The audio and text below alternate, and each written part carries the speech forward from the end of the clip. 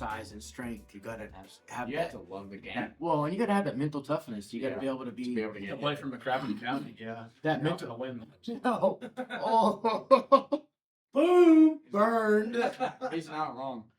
At least he doesn't play for Tillman baseball. Whoa, come on, man. Shots fired. Come on. Wait, He's not playing golf. wait, who's in? Oh, I'm ducking. Dustin, get I'm, down. I'm ducking. Shots are fired. So we got home the other night. Amanda's at school, and so she's like cleaning up kitchen and all this stuff, like going into like mom mode. Let's clean everything up. Deep summer clean. Yeah. And I'm all about it because sometimes life just so crazy. Wyatt's in baseball. Melanie's doing cheer with the youth group and the church and everything else. So I get home the other day, and we have like in our kitchen. That was a horrible shot. Come on. Yeah, that's fine. Kind of banking deal. In our kitchen, we have these drawers, and these drawers have, they used to have compartments that you put all the knives in this little compartment, and then you put like the big serving spoons in this little compartment, and then you put like the spatulas in this compartment, but our compartments in the drawers were like old bamboo, and they were just falling apart, right? So I get home, man, I love my wife to pieces. She did a great job, but I get home, right? But no, I mean I still love her. But more than anything else in this world, I get home, I open the drawer, and I about crashed. Because I'm like, what just happened? Because all the compartments were gone, and now I have a little stack of knives. oh, they're just stacked up there. And just a little stack of spoons. And a little stack, and it looked good, right? Yeah. But I'm thinking to myself, how long is it gonna take before the drawer gets shut so far or so And long everything's just and gonna- so hard and it's just all messed up, right? But I got to thinking about that yesterday when I'm looking at it. I'm going, okay, we got to go on Amazon and buy new compartments for these drawers because I don't want things to mix. Like I don't want my knife spilling over where my spatulas are, right? I want them nice and tidy. My OCD comes in, and I want them in their own compartment. So my first question that I was thinking of when I thought about this yesterday was, do we compartmentalize our lives? So we become, I'm spiritual Dustin. And then over here, I'm hang out with the youth group Dustin. And over here, I'm hang out with my sports buddies. And over here, I'm hang out with my work buddies. And we compartmentalize our lives in the sense of, man, I don't want anything to mix. Like, you think we do that? You think we struggle with that? I think so, and I think part of it's trying to get rid of that, like how we started doing that little study with our buddies, or. But how does that help that? Like, how does that help that compartmentalize or not compartmentalizing? I guess that the goal of a Christian would be to not Yeah. be compartment. You want to live your life as a Christian and spiritual no matter where you are, and you want, your friends from work or your friends from school or on your team or anyone that you know to be able to see that and mix that and be able to talk about that. Right, but we say that, right? Yeah, that's what we want. Yeah, we want, but let's talk about reality. Well, I think whenever my faith got strongest is whenever I didn't compartmentalize. Like whenever my best friends became Trevor, Wyatt, Judah, Cohen, we're like, it's my church friends or my best friends, and then I have my school friends, but I'm the same person. You know what I mean? Yeah. Well, like before, I had my church friends and my school friends, and then my outside of church and school friends. But now that I'm mixing together, I guess it's like I feel a lot stronger. Why? Like I hear those, and I hear you guys say that, and I'm thinking back to like when I was in high school. Yeah. Like I was a good church, I was a good Sunday morning Christian. Right. And I showed up, I looked the part, I knew the songs, I could sing. Man, I had my Sunday best on, right? Little Dustin with his, but I think was that really me all the time? See, I think that is different. I think I can speak for Dallas and I. What have we done all summer? We've hung out with. Yeah. I saw you yesterday. Yeah, I've seen every you day this week. Next week we're gonna be next week. We're Right. together the whole Yeah, Amanda goes, at Walmart last night when you guys came running out, Amanda goes, they're like your minions. And I was like, yeah. And we were trying to talk about that. Like on the way home, I was like, what's causing that? Like what's causing that relationship? And I think the conclusion we came to, and you guys can tell me if I'm wrong, but the conclusion we came to was maybe they're in this space where if they're hanging out with me or hanging out with a youth group or hanging out with a man and I or Wyatt or whoever else they're hanging out with, they can be their real selves, but they can also be Christian selves. Yeah, and then Well, that's and what it's part of that we can take, like we talked about the other day, where we can take our helmet off and maybe lay our sword of the spirit down to where we don't have to worry about it. Yeah. So we just feel more comfortable in that situation. But I don't know. I mean, I guess we subconsciously do it, but like I don't know the last time we've hung out like in a big group of people that were like That our wasn't- stereotypical that wasn't us. friends. and that's made it easier, and it'll be different when school starts back or like.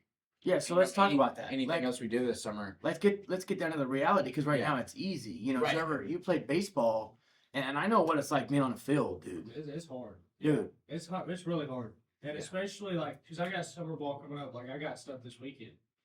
Like this Sunday after church, I gotta go to Calvert. I gotta get the field ready. We're playing a pickup game with the 18U team. And the 18U team is who I was originally gonna play for. And I backed out on them so I could play with the 17U team so I could have more fun. yeah. And I have no idea how this is Yeah. gonna go. So it's that constant. So like in that case, and each of us probably can think of a time, even when you get older, like in my life. Okay, am I the same person? You know, Wednesday night we always go out to dinner, right? And it's me and my best friends eating dinner after church, and you guys are there. Well, this last Wednesday night, our guest speaker was there. Yeah. So was I the same person as I normally am? Was I making the same jokes? Was I laughing as hard, or was I more? I want to put on this front of this is preacher Dustin, and let's talk about scripture and let's quote scriptures to one another. Or was I able to be, as real as I am with my buddies and say, man, I'm really struggling with this problem. So I think there's a struggle in it. Would you guys agree? I mean, Yeah. No, absolutely. I think it's hard. It's gotten to the point where I'm a different person than I was 7-8 months ago. You know what I mean? So like, it's not where I'm a different person at times. I'm just a new person, I guess you could say, to where I'm not even the same Dallas that was, like I said, 7 or 8 months ago. But I do think that it is different. Like, maybe not even down to the way we act or everything. Like, it's a huge difference. But we don't, not as comfortable. We don't talk like we do at school or with our other friends or going out and doing stuff. And I think that's known. But it's a subconscious thing. It's not something that you think about mixing it all together. And you think about putting everything in a compartment. It's just what happens because It becomes who you are. Yeah. So I don't know where I found this quote. I forgot it. I had a teacher at Bear Valley that told me originality is forgetting where it came from. It's not original to me, but it says this. A lot of people believe in Jesus. They believe in his forgiveness and the eternity to come.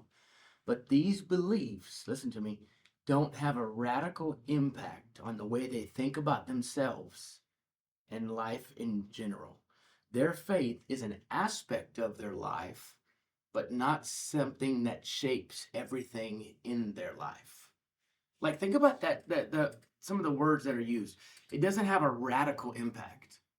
Like, when you think about a radical impact, like what's something that would radically impact your life? Death. How would that it's changed everything. Yeah. The loss. Okay? So are we allowing ourselves as children of God, as servants in submission to Christ as our King? We have the shirt. We wear the shirts. We go to school not too long ago. The text group came through and said, hey, everybody wear this shirt to school, right? Like, is that defining who we are? Or the question is, have we compartmentalized our life so much that we wear those shirts to school and then people go, whoa, I didn't know. I didn't know you were that. Yeah. Right? So that one word, that radical impact. You guys, and I want you guys behind the camera to chime in on this too, Wyatt and Judah. But think about this concept. What has happened, or this question, rather, what has happened in our lives that has caused a radical impact? First 2 years of Massac of high school, and then I transferred to Tillman my junior and senior year. Playing baseball that junior year, I was starting to tell, I'm not the same person that I am at a Devo or at church on Sunday morning. And I feel like this past year has changed ginormously. And as you said, it was with the passing of. Yeah. Yeah. Yeah. Well, it's kind of weird for me and Cohen. Our backgrounds, like, yeah, I went to church when I was little, but I wasn't raised in the church, so I didn't have that opportunity to be a different person in different settings. Like I was just Dallas, you know what I mean? I wasn't. Switch whenever you. Yeah, I wasn't like a church Dallas and on the golf course Dallas and party in Dallas. Like I Right. was just Dallas. Did the complete 180. And so then it's just a 180 that I did when I started going to church. So Well, and that's an interesting concept when you think about the 180, because that's not normal. Like that's not normal. I've told people about both of you guys going, that's not normal. Knowing where they were and what they were doing. And think about this. Think about how many people you guys knew who know you now but also knew you then. Even like with Trevor, and I'm sure Wyatt and Judah can all have these people, me, that knew us then and they know us now, and they go, okay, how much of it is real? You know, they did that with Paul. When Paul was converted on that road to Damascus, they're like, wait a minute, this is the guy that used to persecute us, and now he's preaching Christ? There's no way. I mean, Conan can attest to this. Like with working out or like when I did boxing, like I'm all in. Like I can't. It's not like I can multitask, but like I'm either a golfer or I work out or I box. Like you know what I mean? Like I'm all in with something. Like in the off season when I started doing boxing, like I didn't practice golf at all. So for me, it's like I'm all in one thing. Or I'm all in another thing I don't really do. And that's how two Dallas things has at the always same time. been. Yeah. He gets locked in one thing, but there's nothing that he's ever been so But- consistent with besides this. So I think that could create a different problem as I'm hearing you guys talk, because I'm the same way. You know, I get, if I'm restoring an old car, Yeah. that's all I think about. Or Right. hunting season comes along, that's all I'm thinking about. Yeah. Or, man, I'm getting ready to go to FPTC and I got a bunch of lessons I got to teach every day. Yeah. That becomes so consuming. Right. But think about this. Think about this concept of who we are. A couple of Sundays ago, I preached a sermon on the idea of the word Christian. And most of the world looks at the word Christian as a noun, right? Yeah. It's a title we wear. Right. It's hey, I'm a Christian. We fill the box out on on the surveys, or, what religious affiliation do you have? And we check the Christian box. And I think a lot of people do that. They walk into church on Sunday morning and they're checking that Christian box. But remember in that lesson, I talked about the idea of looking at Christian as an adjective. Yeah. It's more of a who I am. It's not I'm a Christian, it's I'm Christian. Christian. So can I then be Christian as a baseball player? Absolutely. Can I then be Christian as a boxer or a golfer or somebody who washes windows or doing this job or that job or whatever Yeah. else we do? Yeah. Can I be a Christian, or can I be Christian? Let me rephrase it that way. Can I be Christian as a freshman in high school Yeah. and a Christian as a senior in high school? Yeah, I like it put that way a lot more because we're Christians who do things. Yeah. You know what I mean? We're We not have to people be. who do Christian things. Right. You know what I mean? Yeah, that's good. Yeah, I like it Christian first more than Christian second. Right. You know what I mean? Yeah. But it's very easy to compartmentalize and say part of my life is Christian. Right. Yeah. But if we pose this question, if we say part of my life is Christian, are we really living Christian? No. No way, because it's all or nothing, right? Yeah. All or nothing. Paul in 1 Corinthians chapter 9 says, become all things to all men, but never outside the law of Christ. So we can live a life, and I can go over here, and when I'm talking to the youth group, I'm going to talk differently to you guys than I will if I'm talking to the seniors, right? Yeah. But I can also talk to you guys, and I may talk to you guys differently than I talk to my parents or my neighbor. But in every way I talk to you guys, whether it's you guys as teenagers, whether it's on a podcast or preaching Sunday morning or Wednesday night at dinner or with my neighbor, Yeah. I can be different, but the root of me is Christian. Yeah. And that's And that's what I guess I don't compartmentalize, but I present myself in different ways. And I think You know, that's part of it. Yeah. I'm gonna look different whenever I go to Frankfurt to the Capitol and I'm talking to the governor. I'm gonna act different, but I'm still gonna be a Christian Right. who is at the Capitol talking to the Right. governor. But you're not going to go, be at church on Sunday morning and make sure you don't, say those jokes. We've been joking around because hey, that's a filler word, boom, and I slap you in the Yes, face, yeah. or that's a innuendo, boom, I slap you in the face. Yeah. But we're trying to work on that because we're human too. And Right. it's funny when people laugh at a joke that's inappropriate, and we kind of like that humor, and all of a sudden we're going, that's not Christian. That's not living that life. But you don't go to Frankfurt on, with the golf team playing a golf scramble or whatever you're doing up in Frankfurt on the green, and you miss a putt and the F-bomb flies out. Right. Right? I can be the golfer in Frankfurt, but because I'm Christian, the F word doesn't come out. Yeah. That's Because- something that's been big for me because I've never been one that's like has anger issues on the golf course and stuff. Like I know there's a lot of people that do, or they'll break clubs. Like there's been times this year where I've wanted to just rear back and punch my bag or something. Like I get so mad, but then I know I can't do that because I'm playing with a kid that's doing that, but I gotta act different. Yeah. You know what I mean? So it's been a big change with that too. But like I said, I never really did it, but I definitely used to cuss on the course a lot because I mean, it's tough with golf. It's all on you. Like you don't have guys to rely on to pick you back up. Right. Right. You don't have the list of 9 guys like you do in Yeah. baseball. You have you. Yeah. Yeah. Or, it's Sunday night. We're at the Devo. We're singing. We got our Bibles open. You're sitting next to your girlfriend. Devo's over. You get in the car and you go find somewhere to park and do something that maybe you shouldn't be doing, right?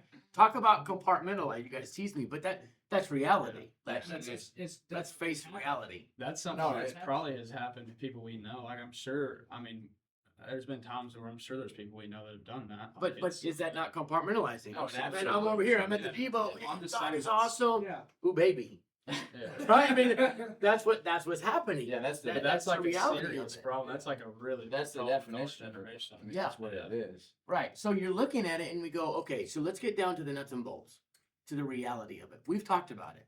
How do we do it? Because I think that's really what we need to look at when we go, okay, I know, and I think everybody knows that there's a level of I know that I need to live this way, but the pressures are hard. The temptations are tough. Yeah. How do we do it? What allows us to do it?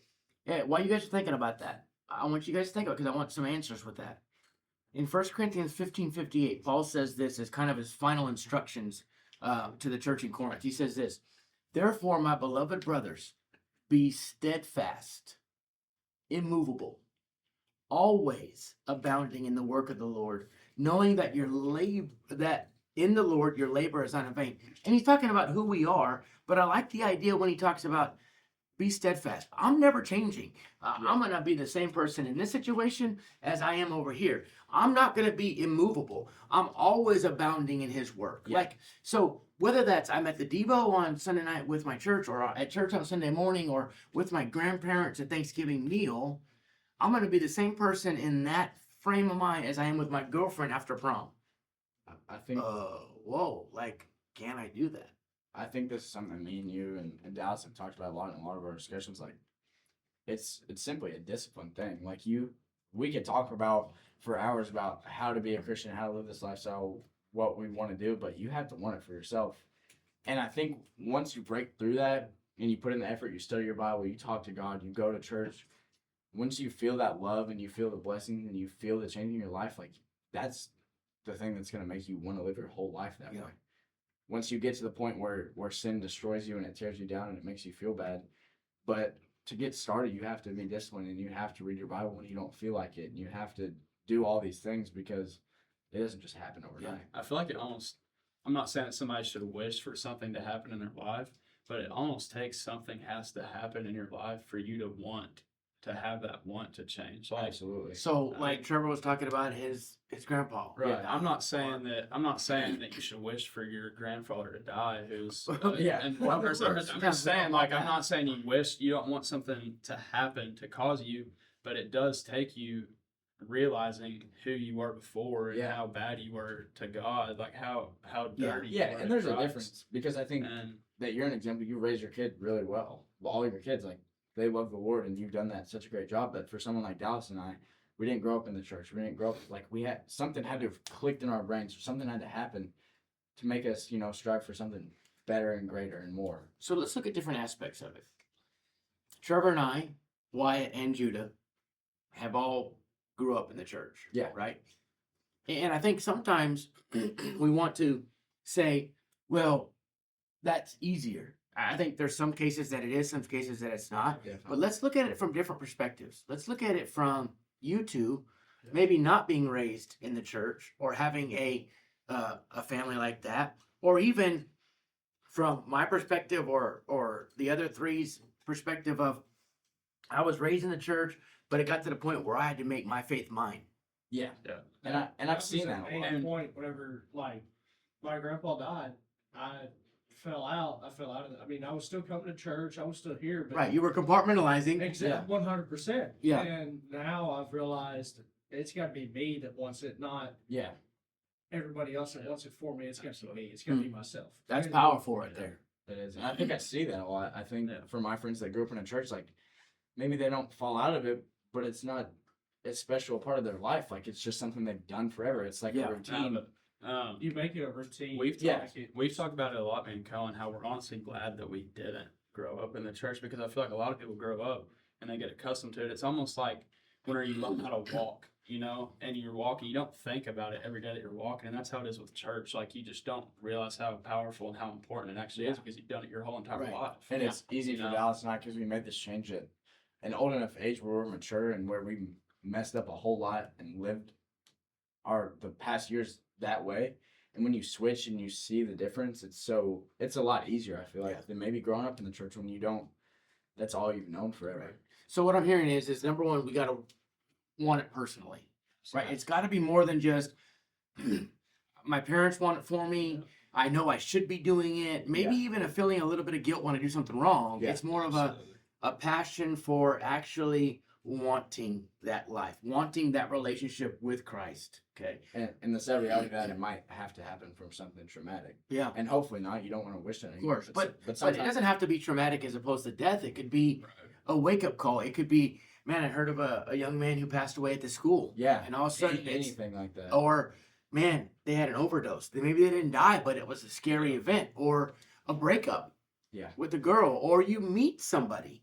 You know, in your case, well, actually, both of you met somebody who was attending here that kind of introduced you a little bit, and then you introduced what you knew to somebody else you knew, and it travels that way. So maybe it's not always traumatic, but maybe it's just an introduction Yeah. to something. That's what I'm saying. Something has to change. Yeah. You know, whether it be somebody comes into your life who spreads the word with you, or it takes you something like an actual traumatic event happening. Something always happens that There has to that be. has to get you into the church, I guess, or get you into that state of mind. So you get to that point, okay? So now you get to the point where I really want it. And now Satan's going to really work on you. Absolutely. Big time. Right. I mean, the Bible has verses like he prowls around like a roaring lion seeking. He hates the fact right now that we're even here. Absolutely. Yeah. You know, we're talking about godly things and trying to be better young men. Yeah. But think about that idea then. So now you really want it, and now Satan's really working on you. What do we do next? How do you maintain that? Because going back to that quote I mentioned earlier, these people who are compartmentalizing, it says their faith is an aspect or a compartment Yeah. of their life, but not something that shapes everything in their life. I think that's when the church comes in. You know, you have to do some of your faith alone, and like we talked about at the Devo at your house, your relationship with Christ is alone, and that's a way. But that's what the church is for. To, you know, when we're in the youth group, I can talk to Trevor, I can talk to Wyatt, I can talk to Dallas, Judah, all these guys about something I'm struggling with, and they're going to be able to help me. And when I'm surrounded with a bunch of guys who are like-minded and striving towards the same thing, like you talked about the slapping, we're all holding each other accountable. We're all trying to get better, And as silly as it is something. and it helps. Right. It's not like, man, you come home black and blue and mom's going, why are you No, beat it's up? It's but it is that, and it's the accountability. It's the Yeah. I know and that you did it and I shouldn't be doing it, but you know you shouldn't be doing it, and it's not gonna be like a turd thing to do that I'm No, doing it to It's you. just but- holding each other yeah, accountable, right. and that's when you surround yourself with those people instead of the people who are going to get you in trouble, or where it's going to be easy to say yes, or that temptation is going to be right in front of you, because we don't have the power on our own to say no to sin like that. Right. And that's where it became easier for me whenever Cohen gave his life to Christ. And so my best friend for years, that's been my best friend, is now exactly like-minded that I am and wants the same goals. So if I'm having those temptations, I can give them a call, or we can go eat at Midtown Market or something, or go on a run. Corned beef. After this, son, A little Reuben action. I'll be there. I better have that raw milk too. Take me with you. Judah's gonna get some dark chocolate, some orange. I've never had raw milk. Oh, dude. We gotta get some. Dude, it's gotta be cold though, like frosty cold. No, I don't like milk in general. Oh, So, Oh, I don't let it have raw this milk. milk is so good you almost have to chew it. that means it's old. That means it's No. It's not. It's not. pasteurized. Turtle milk. Like So it's like, We don't really know what raw milk is, but we know it's gonna be good. It's raw, right? So going back to that question, right? Okay. So what advice, and I asked you guys this kind of beforehand. Yeah. What advice would you guys, and I want to hear from everybody. I know I haven't heard from Wyatt and Judah very much, and that's cool if you guys don't want to talk, but just think about this idea. What advice, where you are in your life, in your journey, in your life living, trying to live an uncompartmentalized life as best as you can, what advice would you give a young person or an old person? Really, I think it's valid for Yeah. everybody. What advice would you give them to help them stay strong in maintaining a consistent or uncompartmentalized life? I feel like you Christian? just have to have those people that you can hold accountable, and they can hold you accountable. Okay, so people you trust that, yeah, Find that's a good. support system. Find your group. Find your group. Yeah. Surround yourselves with them. Go everywhere with them. Well, so much of our thing we do in the youth group is we do life together. Do life. Oh yeah. And that doesn't always mean hanging out and being together all the time. Now, a lot of it is, Yeah. but a lot of it is, even though I wasn't there, I couldn't go to every one of Trevor's baseball games, but I showed interest in his baseball games when I saw him, and I said, hey, how did it go? How did you do? I'm doing life with him, right? Absolutely. So what's another piece of advice besides, doing life with each other, finding somebody that you trust to help keep you accountable? I mean, like as a graduate, I've been through high school. I've been there. I've done it. Like as Wyatt, I've been in those shoes. It's gonna be hard. Yeah. I mean, like y'all said, you just gotta find that group. Yeah. Even if it's just youth group, find your 2-3 guys or one guy even Yeah. that you can call anytime. Like Yeah. I know I can call any one of y'all three or you or Judah any time of the day. Yeah. You'll answer. And I think that's reality of, like, saying it's gonna be hard. Like recognizing this is not gonna be easy. Like That's like it's that's how never I was my claimed to be freshman- easy. Yeah, that's how I was my freshman year. So I was like, oh, this is gonna be easy. I'm gonna fly through this, taking easy classes, whatever. I don't Yeah. care. Yeah. And Yeah. then it slapped me in the face. Yeah. Like my Yeah. junior year, I get to tell them I'm playing catch up. Yeah. Like my whole senior year, my junior year, I was playing catch up. Yeah. It's hard. I mean, and it's hard not to compartmentalize. It's hard to be looked at or laughed at because you're trying to be this person all the time, and really you want to be unapologetically Christian. I had that problem. I was like, I didn't want to be laughed at. I wanted to fit in with everybody else. Everybody wants that. Yeah. That's like a human desire. But what if you're fitting in with the right people to fit into? And that's what this is, and that's what that group is. Yeah.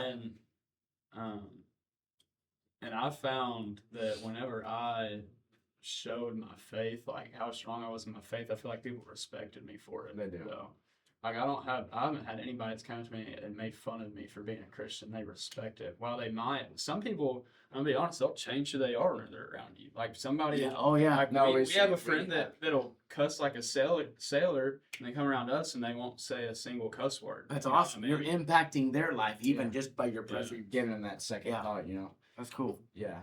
So we got, you got to find a group, find a community, find somebody to keep you accountable. I think an important one I want to interject in that is find a biblical based group. Yeah, I think absolutely. there's a lot of groups we can be involved in.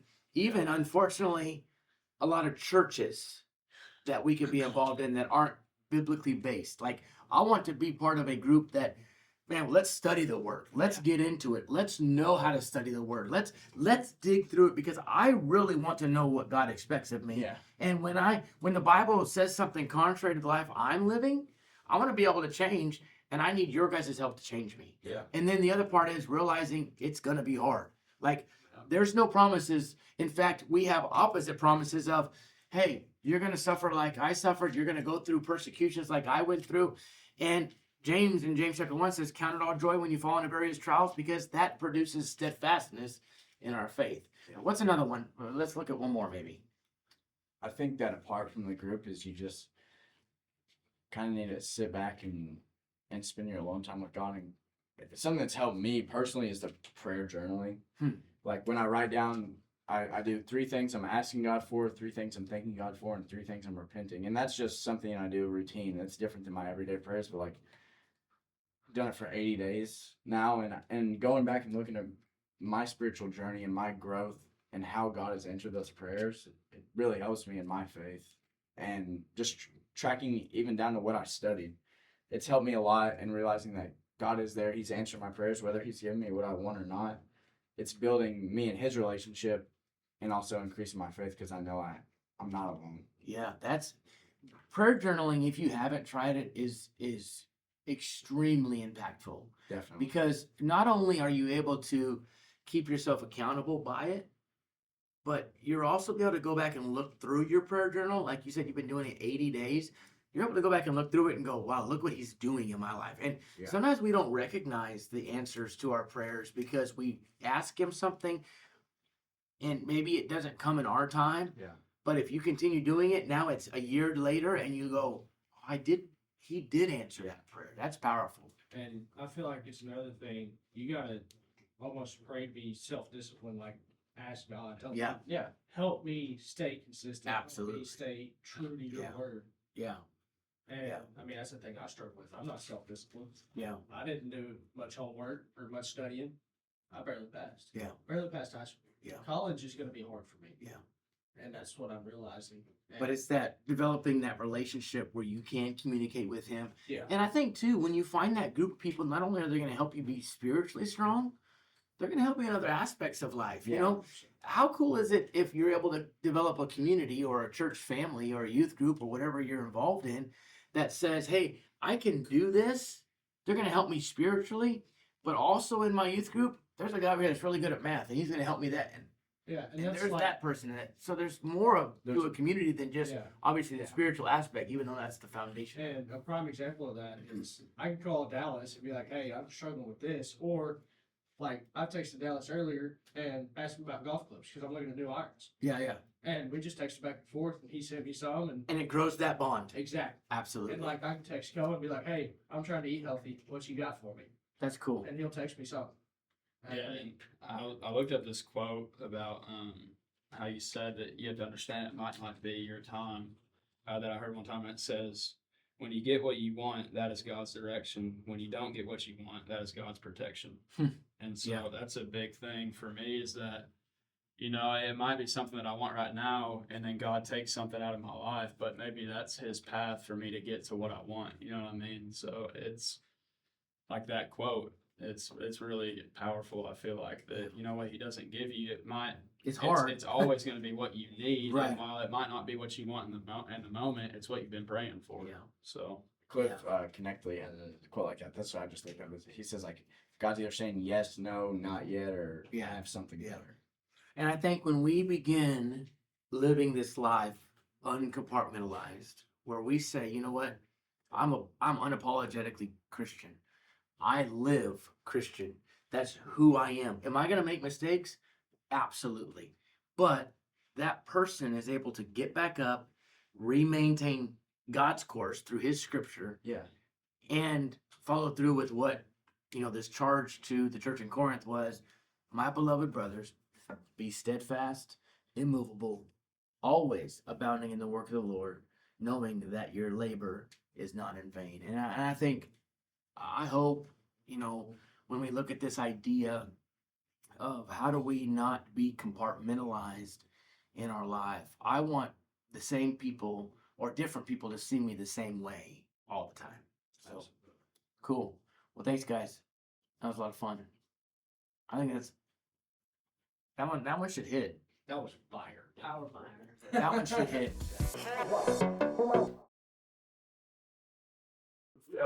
if Cohen would ever show up, Hey, Siri.